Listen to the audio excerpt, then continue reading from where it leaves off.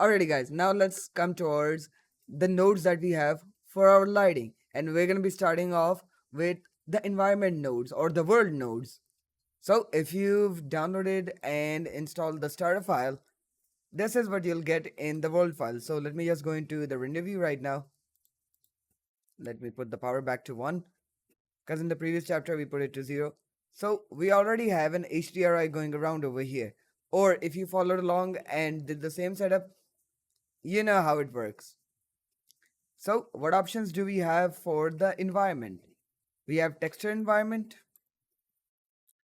then we have daylight environment, we also have planetary environment, and last but not least, we have environment switch. So what do these nodes do? I mean, for the texture emission, it's pretty obvious. We've already got it plugged in. You can plug in any HDRI that you want. Then comes the daylight environment. If I plug it in, it's basically like Nishida sky texture over here. So we could move it around as we want. We have the power over here, the sun intensity, the north offset. We have the sun size. We could also change the colors if you want to. We have medium if you want to plug in medium over here. And then we have planetary environment. Let's plug this in and see what it does.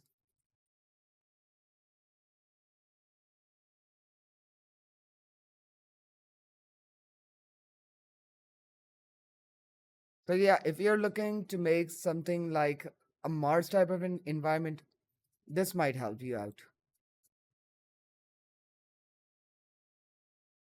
We have the altitude, the star field. We could also add in like a texture for the stars. We have ground albedo, which is this one. We could also add in a separate we could probably make like a whole material with these sort of things. Personally, I don't mess around with neither planetary or the daylight environment because for my workflow, the HDRI works really, really good. And obviously, we know what a switcher does. So let me just plug in the environment texture back over here. And now we're going to be focusing on the real deal over here, which is going to be if I add in an area light over here and just turn off this light and we come back over here towards our light, what options do we have for the lights? So we did explore this texture before, the texture emission, but what other options do we have? If I plug this out, we actually have another option over here called black body emission. So this basically works with kelvins.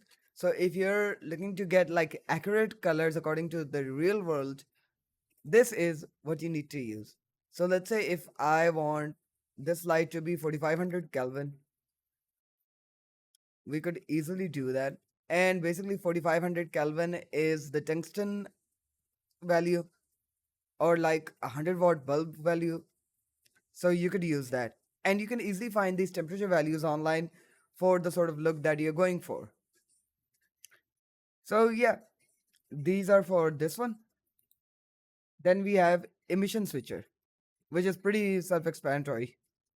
Let's say if we plug this into 1, this into 2, and I plug it in towards our emission, we could just switch them around. So yeah, pretty simple things. Now in the next chapter, we're going to be exploring the camera. So yeah, be prepared for that.